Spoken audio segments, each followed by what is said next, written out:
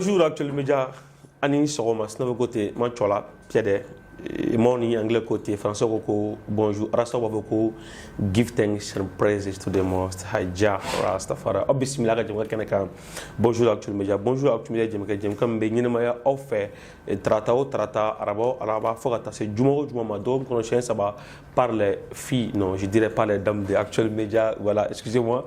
C'est là Koulibaly, Nana Kadija Koni, Fatmata Dramé, Aminata Y Koulibaly, mais Bikoni, équipe Ouara de BNB qui sera dirigée par ma personne Raskebe, Djemgam l'a demandé de faire et rubrique une fait là de la couleur, mi actualité du jour, mi expression du jour, mi fait divers, bi équipe Ouara de Bena, ou l'unima oye, nere rebena, bi bonjour kaklaka, anima oye, amafoko, auni son fait, nous bureau, nous tchakadala, nous moto sans faire, voilà, avec les écouteurs. Mais il vous est déconseillé de regarder la vidéo à commencer à extraire de la calage. Nous faisons mobile qu'on a quoi à symbole la PPU quand étant au volant également interdit qu'à téléphone qu'aller manipuler.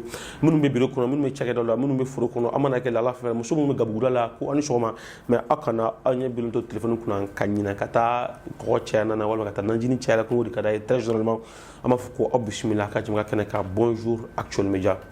Bié trataye avril kalo clé mugo ani woro samba flam mugo ani fla solo koni otoyi tango clé ani nyawaga way amafuko batum kala kamene ala kanga junumu yafa ala kambla ala ko sala kal jina tul fudo sala kano ani ala kam pet kan horma kabo janemeni attachment ma iblisa ala kan amaje alela jamana ala ka basiki jamana ala ka basiki jamana dew ala ka climat de uma nyemo ala ka faso dew hine do ula mali ala ka jo jugu mana ba ko fe mana ba konana ko anga son ka gele ka kanga do ka se ka kuma ni andu kay anga bi jamana kenaka bonjour Actuel Média amita se quoi faire à la régie ka soro ka se kana studio kono tout de suite.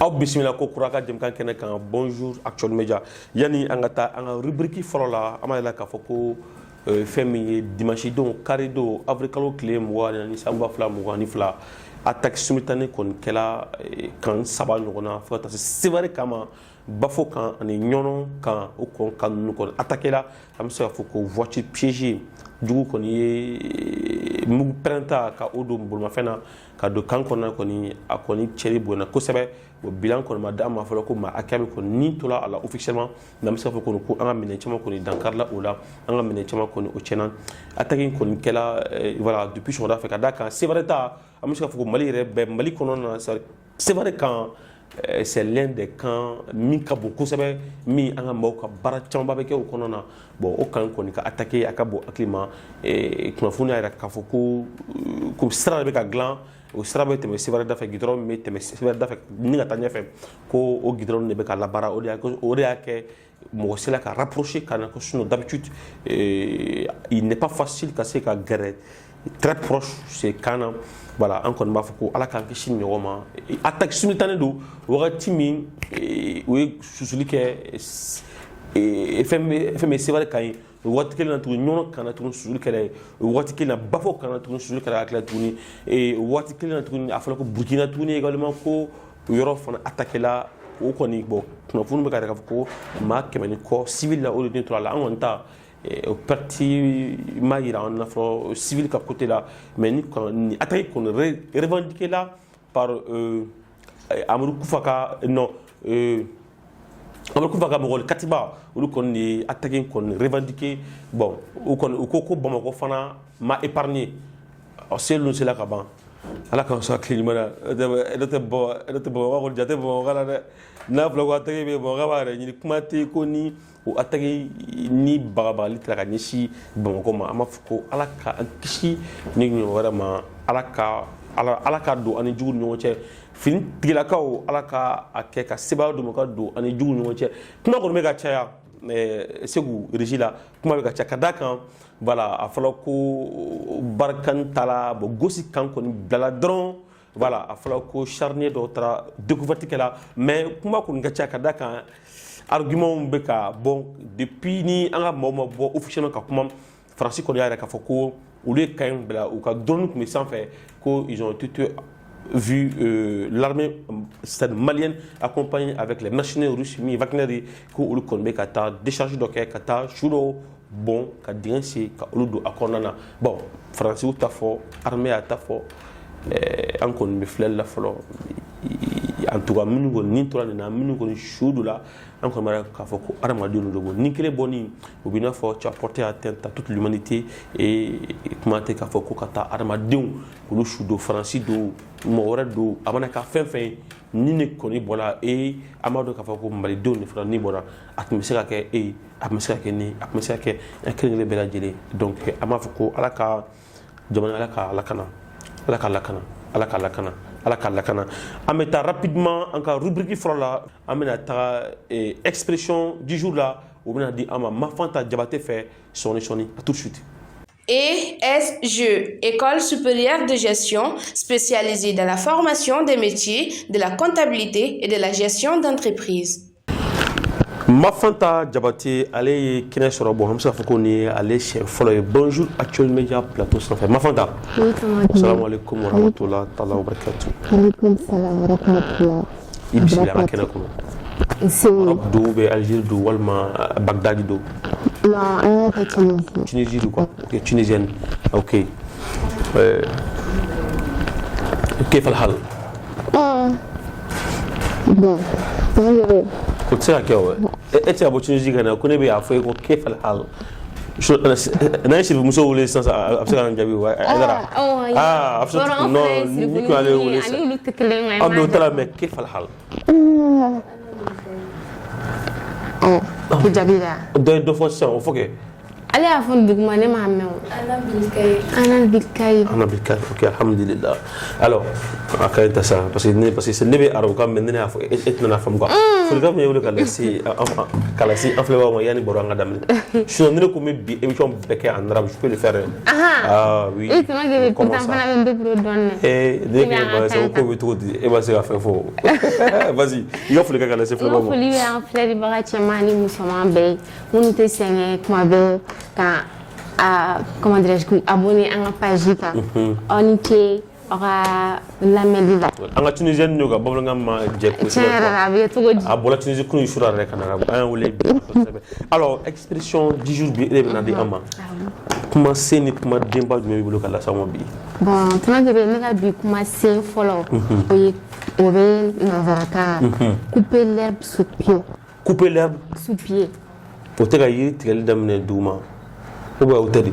Tɔnɔ kɛ i bɛ ka tɛrɛ kojugu dɛ. Mais ne fana ye bamanan de ye o. Ok an ka taa fɛ couper l'herbe sous pied o kɔrɔ. Bon couper l'herbe sous pied o tɛ dɔwɛrɛ ye i n'a fɔ sisan nɔ. Mais n'i ko ala sama ko l'herbe a bɛ an bɛ diya ne l'herbe. Poli. O de herbe is healing. D'accord, vas-y. Couper l'herbe sous pied tɔnɔ kebe o tɛ dɔwɛrɛ ye i n'a fɔ ni mɔgɔ bɛ fɛ ka fɛn dɔ kɛ ni a taara sɔrɔ mɔgɔ wɛrɛ y'a kɛ a b'a tigi jigilatigɛ i n'a fɔ sisan tɔnɔ kebe n'i bɛ fɛ ka cadeau kɛ madame ye par exemple. Le caméra b'a la fɔlɔ de yan. Awɔ bon. Kana kun gɛlɛn madame tɛ n bolo dɛ vas-y. Ok an ka kɛ i teri dɔ ye. Voilà n tɛ voilà. Ou bien i dɔgɔmuso. N dɔgɔmuso voilà lafiya bɛ min bɛ. Voilà n'i bɛ fɛ ka cadeau kɛ lafiya ye sisan nɔ e sagi diyara e ye e bɛ fɛ ka sagi san lafiya ye e taara sɔrɔ mama ye sagi san lafiya ye ka ban. O kɔrɔ ko mama. Ti ma ka wari tɛ bɔ ten dɛ. Ala ko. Bon a bɛ se ka exception dɔɔni kɛ kuma dɔw la. D'accord. Donc a bɛna fɔ ne k'a fɔ ko n bɛ taa sagi san dɔgɔmuso ye san lafiya ye ne ka taga sɔrɔ ne ba y'a san ka taga. Ah oui. Donc la vieille vous a coupé l'herbe sous pied. Ah donc ni ko mɔgɔ ko tu t'es coupé ou bien ko. Tu t'es fait couper l'herbe sous pied. Ah oui, ça c'est la langue de Molière ça. C'est ça. D'accord. On va t'en faire. D'accord, vas-y. Flana est du mail. Bon, Flana, on ne cherche pas de midi à 14h. Il y aura un tiers mon faux. Quoi qui crée mon comment d'affaires? Très bien. Ah oui. Ah, tu n'as droit au but. Droit au but. Déjà, comment cleaner faut quoi? Jonah. Donc, Moussala Kabola. D'accord. À ce moment-là, pour avoir une langue de vipère. Avoir une langue de vipère. Ou te qui n'est pas ça. Très bien. Qui d'ailleurs de moi comment Voilà. Ouais, tu seras fatigué. Tu vas gonner. Moi, je déteste ça. Ça, c'est la négativité. Il faut être positif and vibration, man. You know? Tu n'as pas besoin de faire un jaman kana ela bile. Il fait un don. Ah, mais Diago, mais on est rasta. Moi, je suis rasta. Non. D'accord. Donc, la langue des vipères. Voilà. Ah, non, ça, c'est pas bon. Ça, c'est pas bon. Ça, c'est pas du tout bon. Mais au Kacha, je suis d'accord de faire. Ah, oui, tiens. Mais si ça me tient, je suis d'accord. Oui, tu es non, ni biquet en 6 ans. Au demi crobadon a fallu faire flombi quête ça parce que avant mairie soit définir boura parce que dafa ila boni dion denia boura dafa non a babeto a femme c'est clair oui aura to ko ay to dajuga dabla dew ñene c'est vrai OK voilà bon tono ke be nega expression me kunchani bamananga zana dale vas-y ko ñani naba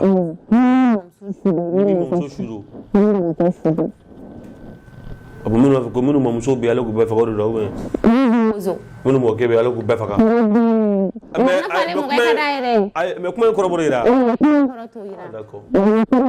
d'accord donc ko ñani naba ni mi mamuso shudo i mo ge shudo ko ko sisa kana ko ñani ko ju to kana ko be so be pas trop curieux abina fo tiamu tu muso téléphone laje farité c'est pas bon sinon il y va les donc comment faire croire arrêtez de fouetter c'est pas bon ko ñani ba man sunu bi ñetane ou be ibi clo tala c'est ça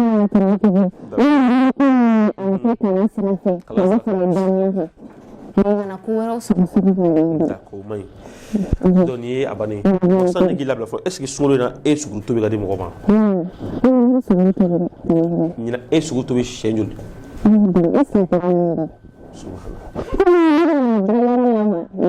subhanallah e suguru to go na ni zoro e dun jumengla ça dit qu'on tala ça dit tala qu'on tala faut tala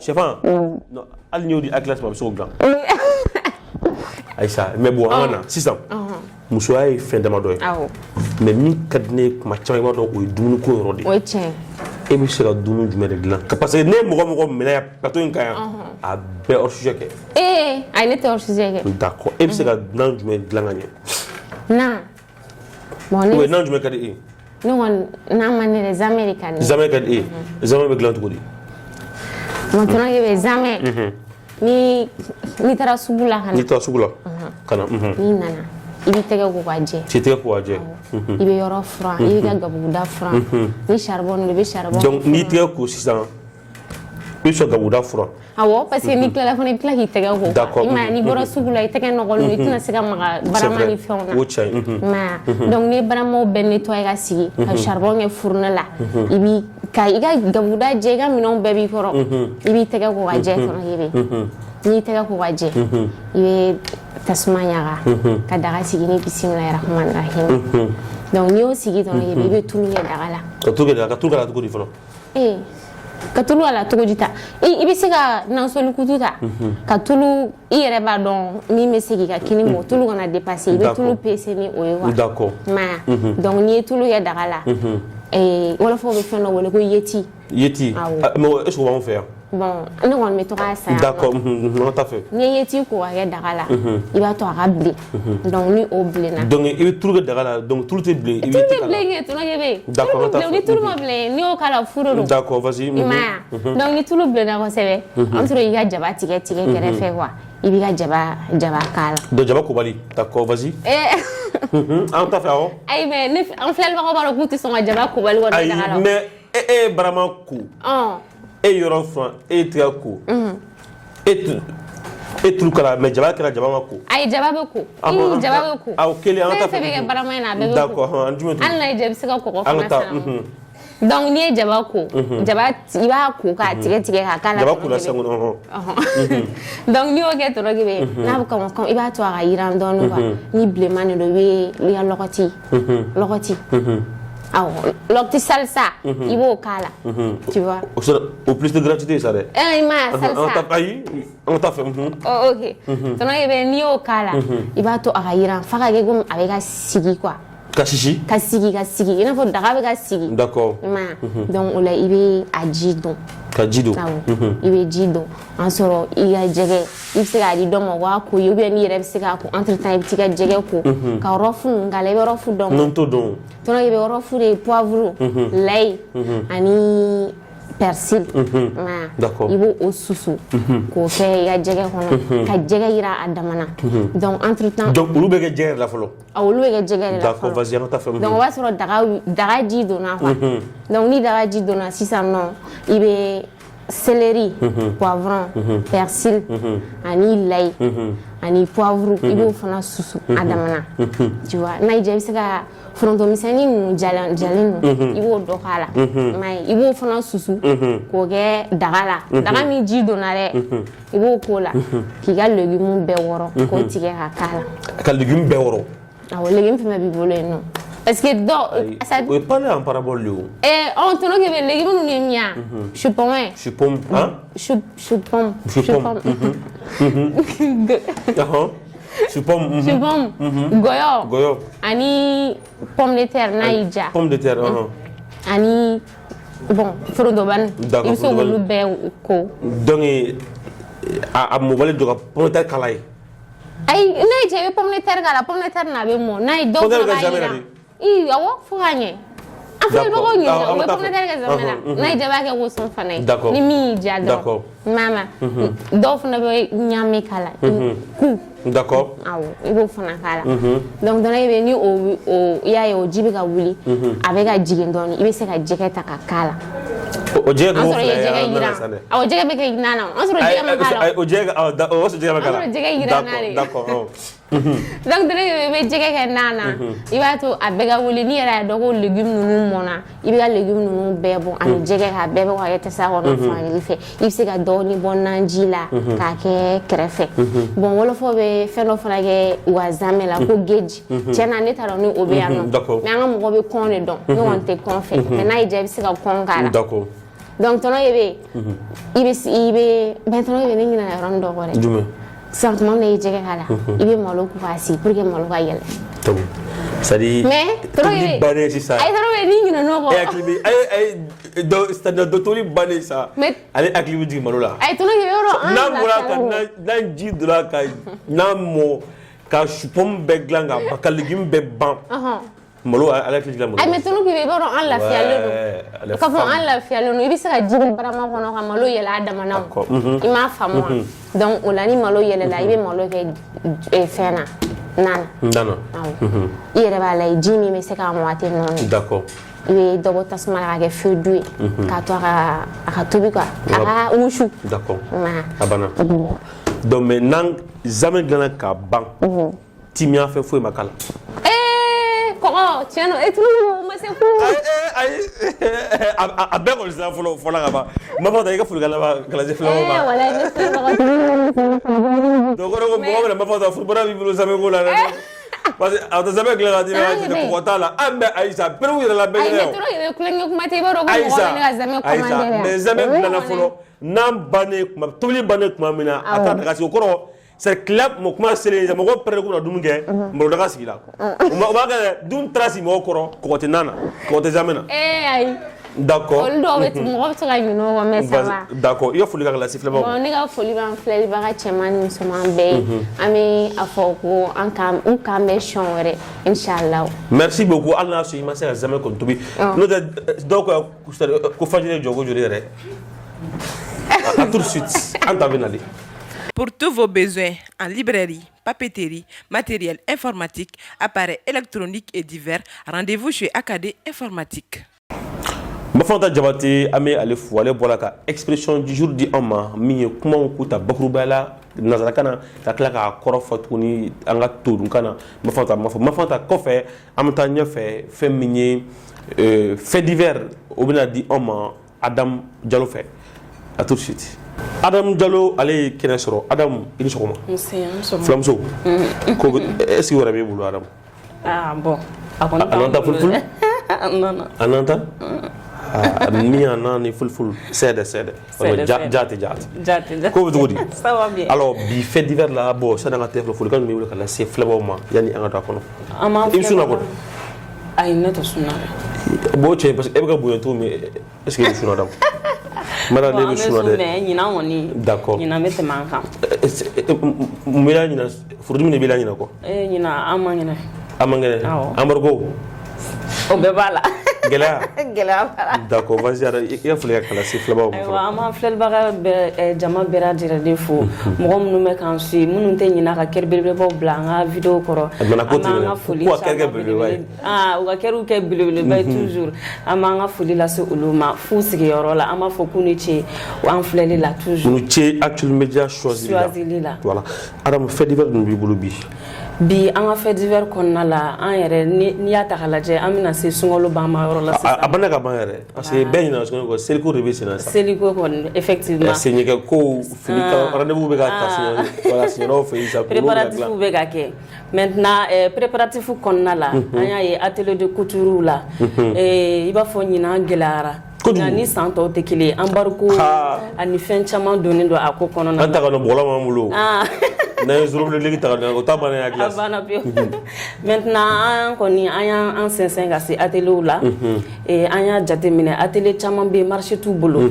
k'a ta ka ɲɛsin jamana gɛlɛya ma nin na i b'a fɔ atelier dɔw fana bɛ yen nɔ olu kɔni ka marché tɛ bien yɛrɛ fiyewu ka tila k'a lajɛ i b'a dɔn an b'a fɔ ko seli ye denmisɛnninw de ta ye Adam Messi groupe n'o bɛ dugu gɛlɛya dɔn c'est là le problème a bɛ kɛ cogo di i b'a dɔn ko bɛɛ n'a a gɛlɛya dɔw bolo ani a nɔgɔya dɔw fana bolo i b'a fɔ ɲinan ka nɔgɔ dɔw bolo i b'a fɔ cogoya min na gorobinɛw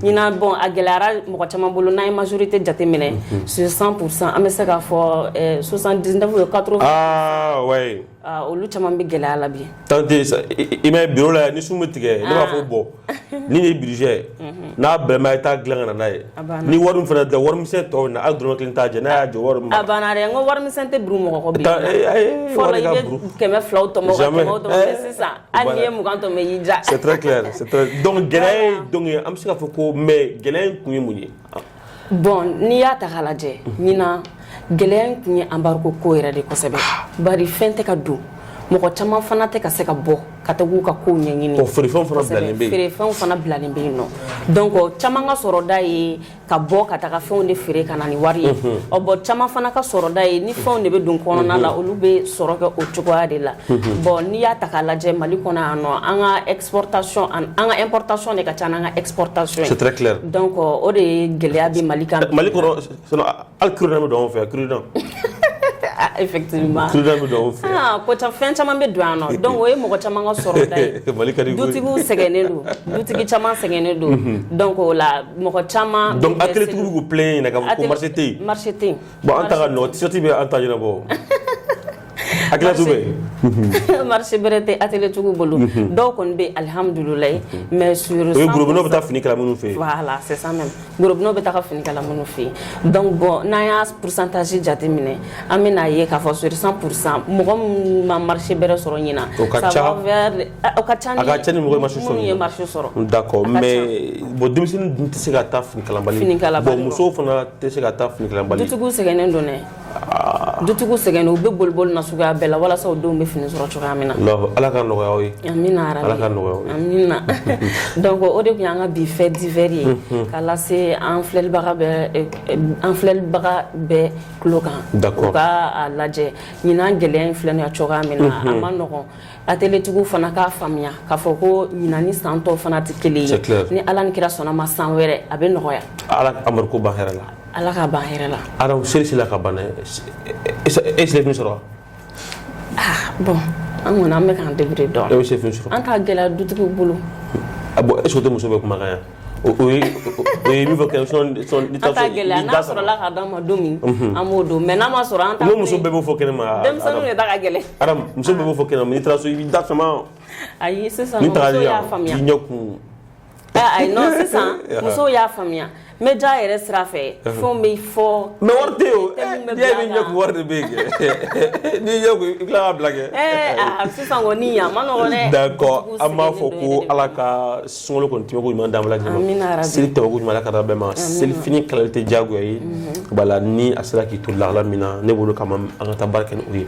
an bɛ ko bɛ an kan gɛlɛya bɛ an kan mais a partir d'anima c'est ka se ki to ni na dron o ka boni ni bay adam mi fo amé adam accompagner anga sorodo anga document au camp à tout de suite. Sistra Technologies est une société de prestation de services et de commerce, évoluant dans le domaine des nouvelles technologies de l'information et de la communication, la fourniture de matériels biomédicaux, la bioinformatique. Voilà, merci beaucoup Adam Diallo Flamuso Miti Flakame, Flamuso Mini Ouverete Abolo, Flamuso Miti c'est Michibirila. Voilà, Adam, merci beaucoup pour ces faits divers.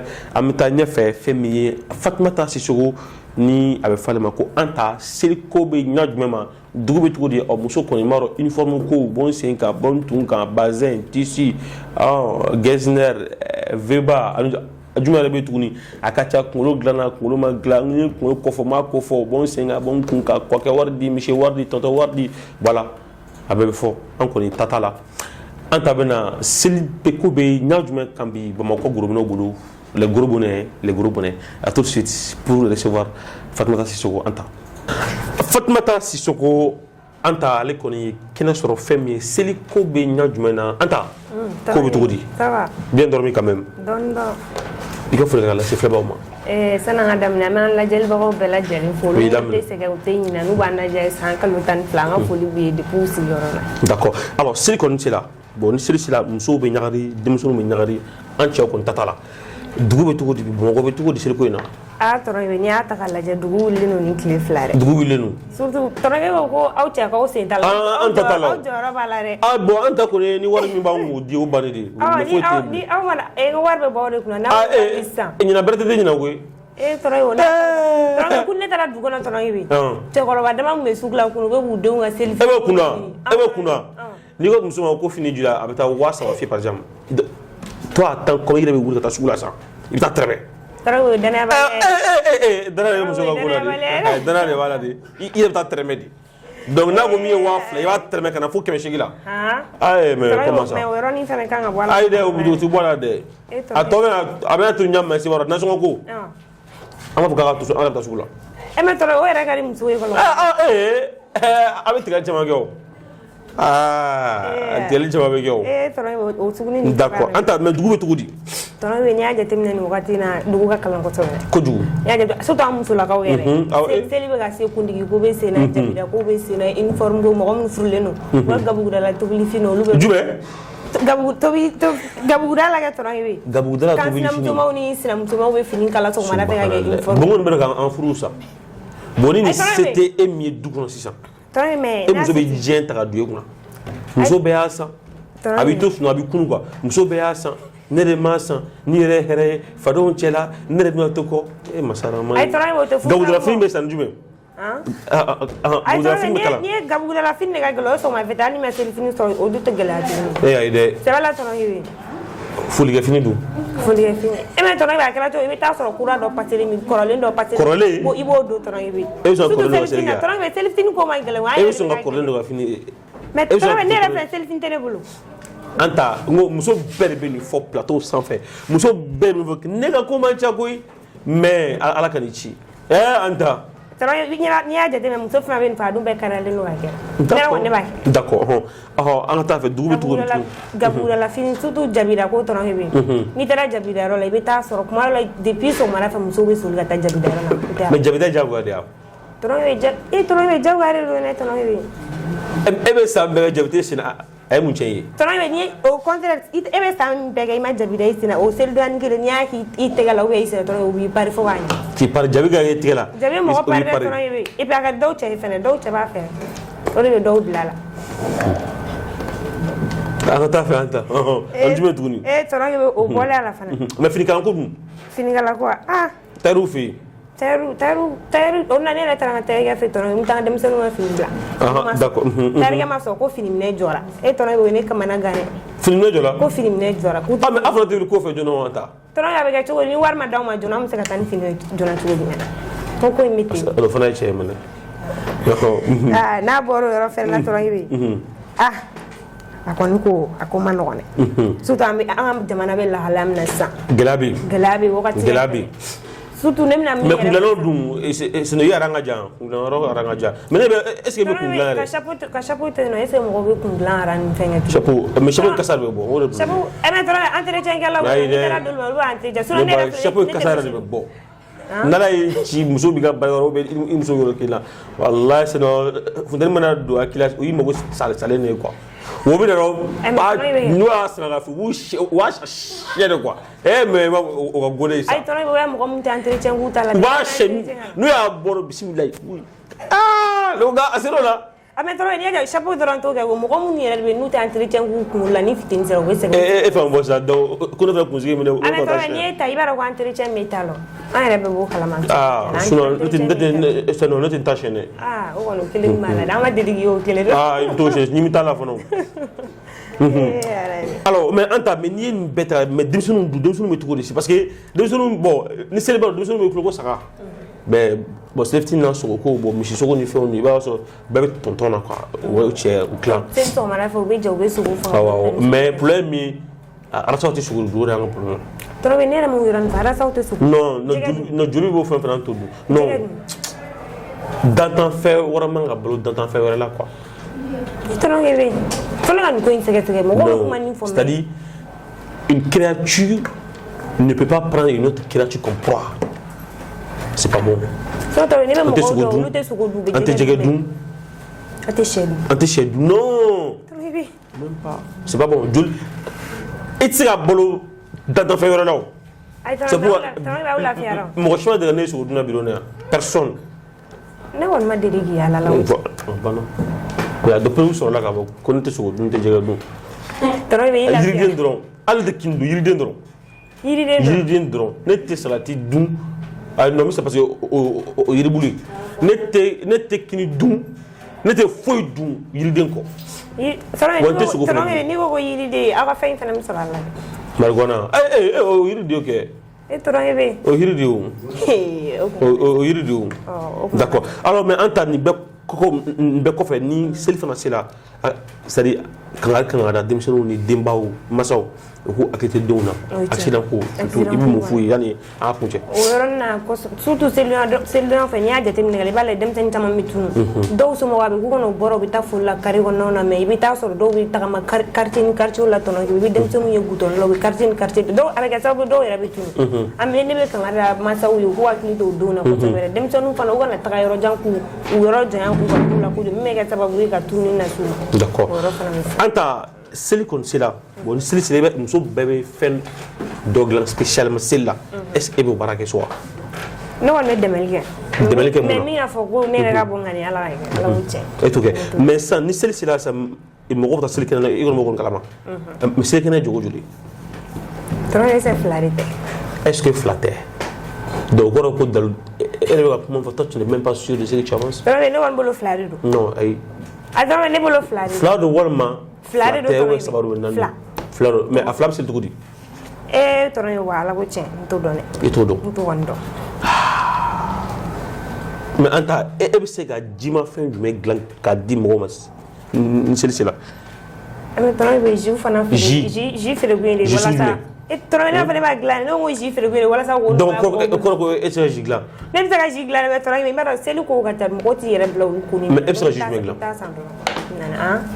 jus jumɛn bɛ ni e bɛ se ka dilan tan ji min ne yɛrɛ bɛ se ka dilan tɔnɔ ye bi o ɲamakuji ɲamakuji bɛ dilan cogo di tɔrɔ ɲamakuji bɛ dilan cogoya min na parce que tɔrɔ i kana n'a dabiri dala plateau sanfɛ non t'a fɛ ayi fana k'a seri baara kɔ ba kɔ an t'a fɛ tɔrɔ sa n'i bɛ ɲamakuji tobi i bɛ ɲamaku ko ka jɛ dɔw b'a fara bɔ a la donc tobi de quoi ko n'i bɛ ɲamakuji tobi tɔrɔ mais n'i bɛ ɲamakuji dilan a tila baara bɛ an ta cɛ bolo ɲamakuji tobilen ka d'i ma terikɛ n'i y'o mise y'a fɔ ko ne tɛ yɛrɛ bila o ko n t'i dɔn n bɛ min f'i ye terikɛ n'an ta ka ɲɔgɔn dilan a fɔ k'i jala a kɔ dɛ a bɛ tobi mais tɔrɔ ye sisan n'i bɛ ɲamakuji kɔni dilan dɔw b'a fara bɔ a la dɔw u t'a fara bɔ a la o fara nɔgɔlen yan tɔrɔ i b'a ko de i b'a ko k'a jɛ k'a cɛncɛn misɛnnin bɛɛ bɔ a la dɔw bɛ yen nɔ u bɛ fɛn kala nana e kala ka taa nana e si donc i taa nana e si sisan n'i nana i b'a donc ka taa ɲamakuji nana e si ɲɔgɔn fɛ n'i y'o si ɲɔgɔn fɛ sisan n'i nana so sisan i b'a ji bisi i yɛrɛ ji hakɛ min mais ka ji bisi cogo di sisan n'i ye ɲamaku si ji bɛ k'a la o i bɛ ji k'a la sisan n'i y'a si donc ɲamaku kɛ minɛn min kɔnɔ tiko donc il tigɛ fanga dɔrɔn ko bisi quoi. Tɔrɔ mais n'o de fɛ k'e bɛ fɛ ka dabiri de la place. Ayi sa mais dalu kɛnɛma ta de bɛ yen. Ayi tɔrɔ ne kɔni bɛna nin fɔ mɔgɔ o mɔgɔ sisan o tigi b'a faamuya ka fɔ quoi. Ayi faamu ko tɔ ayi sa mɔgɔ min tɛ se ka dilan n'o ta mais n'i m'a dilan cogo ɲɛfɔ a ye a t'a faamu kan ta mais ne ko k'a bisi a tigi bɛ na a ka bisi kɛ.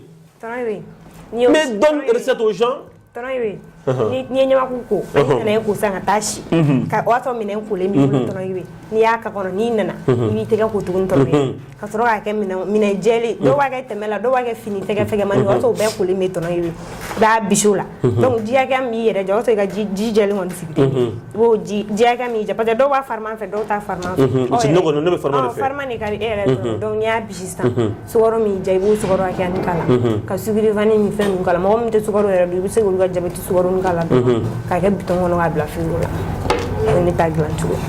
o y'a bannen. an ta ma lebu kunun daga ɲamaku la. ayi dɔn bɛɛ t'a nimuru ɲuman fɔ. to ma k'a la. tɔn bɛ bɛɛ t'o fɛ o. gun dɔ bɛ kɛ ɲamaku la.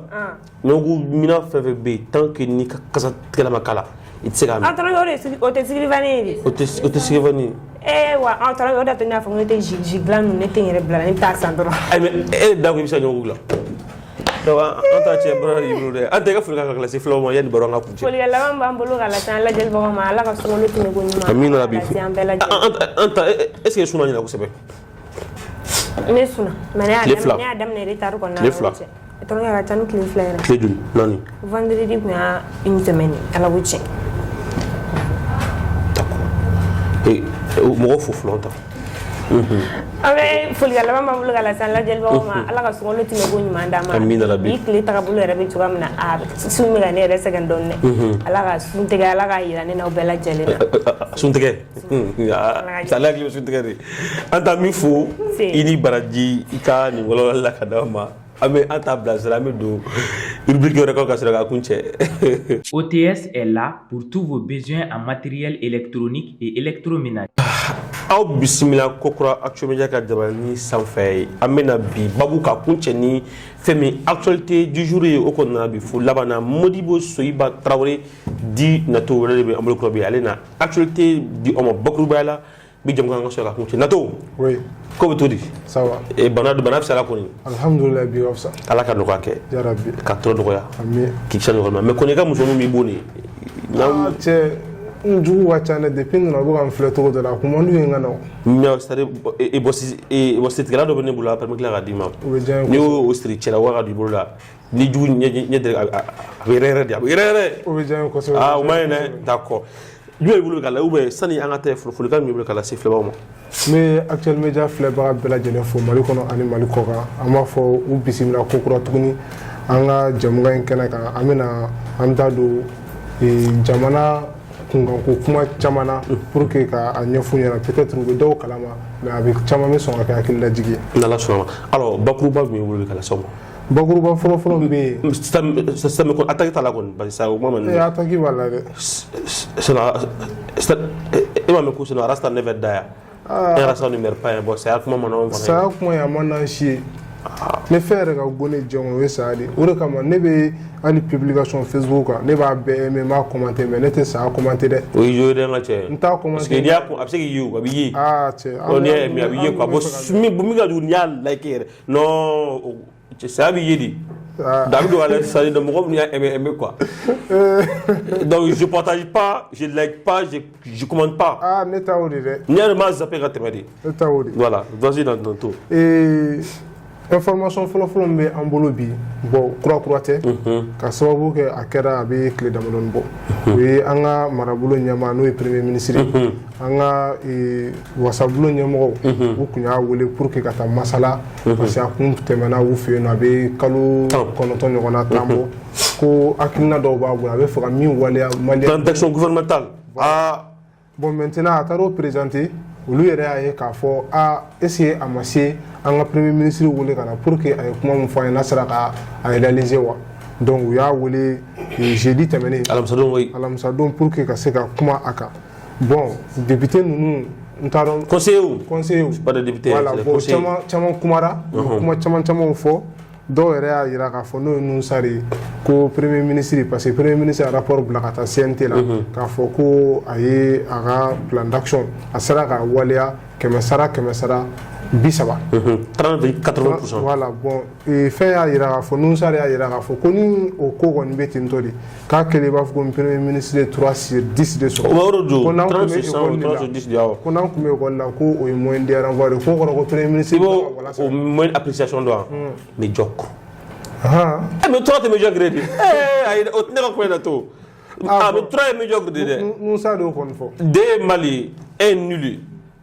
Ou bien o don o kɔfɛ conseiller wɛrɛw bɛ yen minnu kumara fɛn caman kan question caman tun bɛ boli an ka ani MINUSMA cɛla kan ani CEDEAO cɛla ani an yɛrɛ ka wari o création kuma ani Faransi cɛla kuma bon a yirala k'a fɔ mois de juin nata MINUSMA ka mandat bɛ ban premier ministre y'a yira k'a fɔ kɔni o kuma kɔni ka bila parce que mandat in bɛ prolonger a bɛ renouveler hali n'a sɔrɔ n'o tɛ maliyɛn caman ka hakilina ye parce que maa caman tun bɛ ka bɔ kuma dɔ la ko ka Faransi gɛn ka MINUSMA gɛn maa o maa bɛ yen nɔ k'i bɔra dugu wɛrɛ la ka n'an dɛmɛ kɛlɛ in na an ɲɛ b'a la k'a fɔ ko biɲɛkala ɲinina se t'ale biɲɛkala o t'i ye donc o kama maa caman tun y'a yamaruya k'a bisigi k'a fɔ ko mɔgɔ ninnu ka taa bon premier ministre kɔni ka kuma la a y'a yira k'a fɔ MINUSMA ka mandat dɔ bɛ fara a kan o kɔfɛ ani CEDEAO cɛla a y'a yira bɛɛ la k'a fɔ an tɛ bɔ CEDEAO la bon n hakili la k'a fɔ maa min bɛ yen n'u ma kalan mais minnu kalanna olu tun bɛ kan ka maa minnu ma kalan k'olu bɔ fili la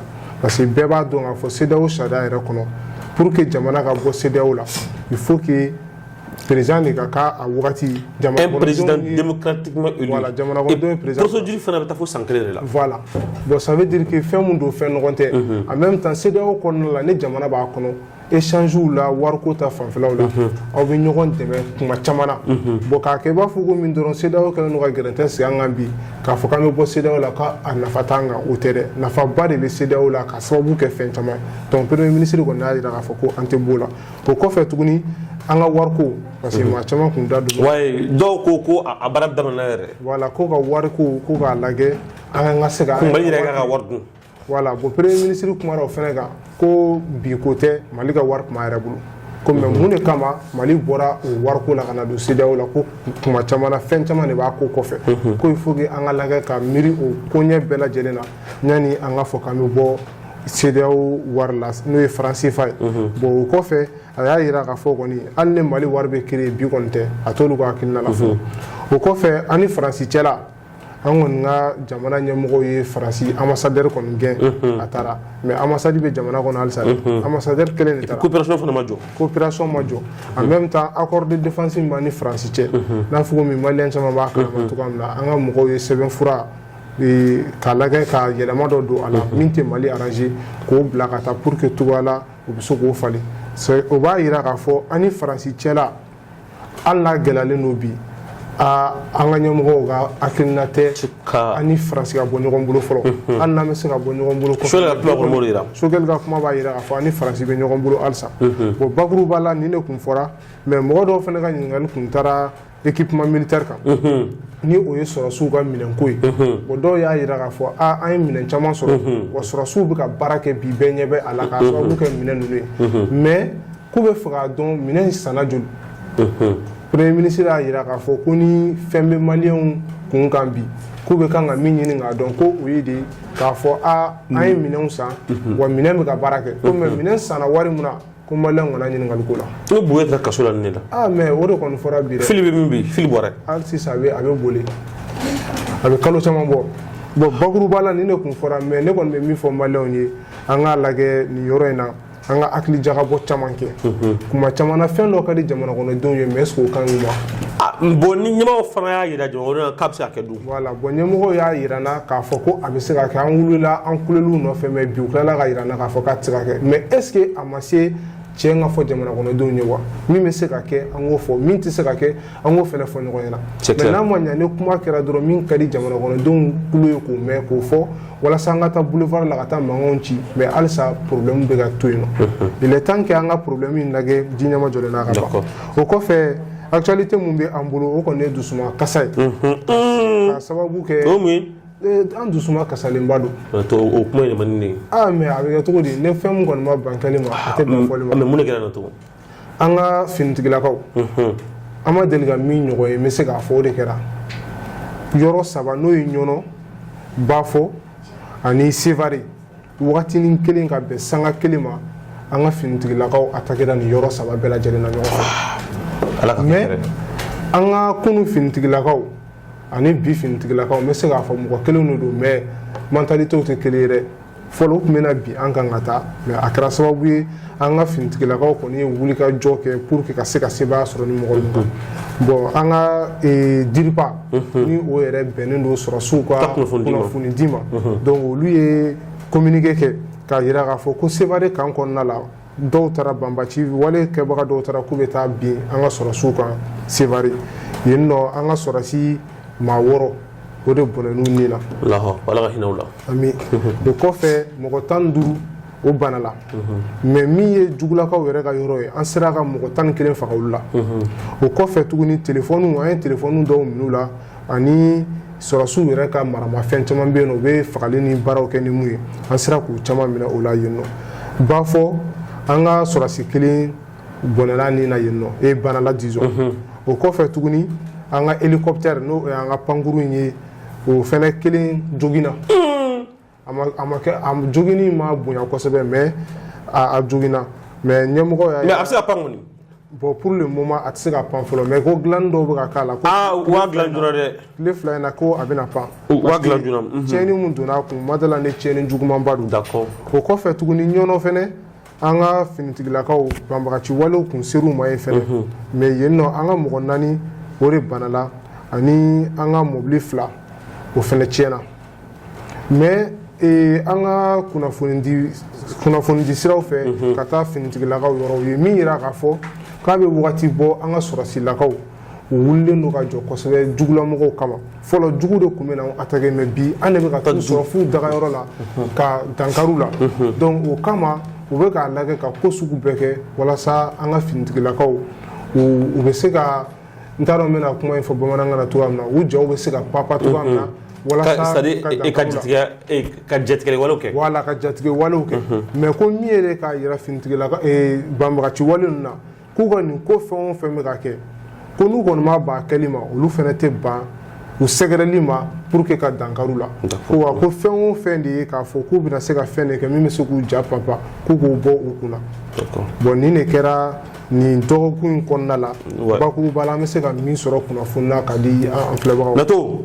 i ni ce wolo la mais seli sera Nato seli sera i selifini san ou bien i y'a sa yɛrɛ ou i y'a sama di de mɔgɔ bɛ se ka selifini san zen na e to Nato kɔrɔlen an ko an b'o passer an b'o dun gɛlɛya bɛ jamana kɔnɔ an bariko bɛ yen k'an k'an cɛsiri n ko dumunikɛta yɛrɛ la sisan kana dɔw ni minnu tun bɛ dumuni dun tile kɔnɔ sisan 3 fois saga 2 de dɛ mais n b'a f'i ɲɛna i b'a dɔn ko de ye ne bana o de bana ne tun bɛ dumuni kɛ ko kelen de kɛ o parce que jamana in bɛ cogoya min na mɔgɔ bɛ nin laban dɔn est ce que sinon an bɛ se k'o ne kɔni tɛ se k'o kɛ ne kɔni bɛ dumuni kɛ ko kelen de kɛ a kɛra sababu ye ne kuma ka ca rasta bɔ dɛ Bomar ko ma ko rasta kan ka dumuni de kɛ ne kɔni Bomar de fɔ kan ka dumuni kɛ de dumuni ka di n yɛrɛ ye koyi mais jamana bɛ lahalaya min na k'an k'an cɛsiri cɛsiri kɔrɔ tɛ dɔwɛrɛ ye koyi n'i y'a sɔrɔ n'i tun bɛ kɛko 3 kɛ i ka dɔ b'o la c'est clair bon bi yɛrɛ hali ni kɛko 3 ka di e se i bɛ se k'a kɛ a fɛn bɛɛ ka gɛlɛn non c'est clair ma nɔgɔn dɛ bon alors c'est-à-dire même n'i y'a kɛ dɔ bɛ diya ni dɔ kɔni en tout cas to kɔni an b'o dunna ka ca non ne tɛ to fɛ Nato an bɛ to dunna ka ca to kelen kɔni to kɔni non to kɔni ne tɛ to fɛ Nato